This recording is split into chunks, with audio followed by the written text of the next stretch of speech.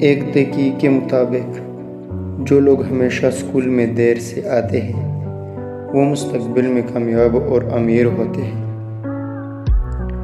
آپ شیشے میں جتنا زیادہ خوبصورت خود کو نظر آتے ہیں اس سے 3 گنا زیادہ لوگوں کو نظر آتے ہیں۔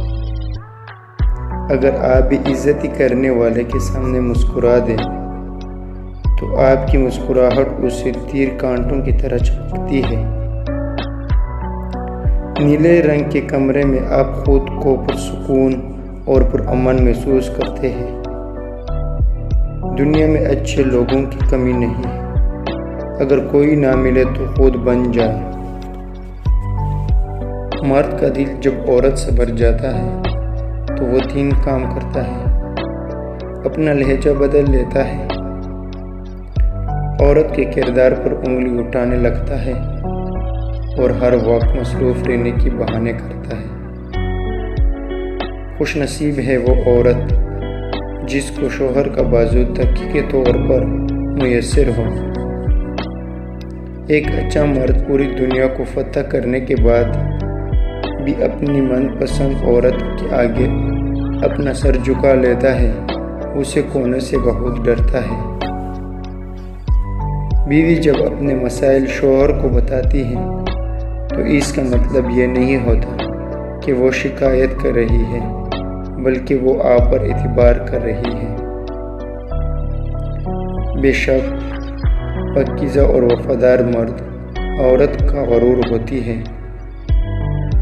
جو لوگ اپنے جذبات کو چھپاتے ہیں وہ عام طور پر سب سے زیادہ خیال رکھتے ہیں۔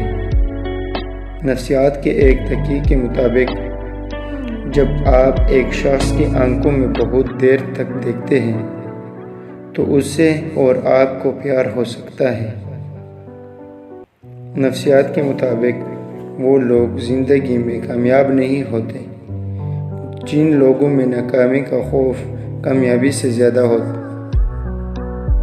من پسند عورت کی توجہ تھکے ہوئے مرد میں جان ڈالتی ہے، اور ایسی عورت کی وجہ مرد یہ بول سکتا ہے کہ زندگی وہ واقعی خوبصورت ہے۔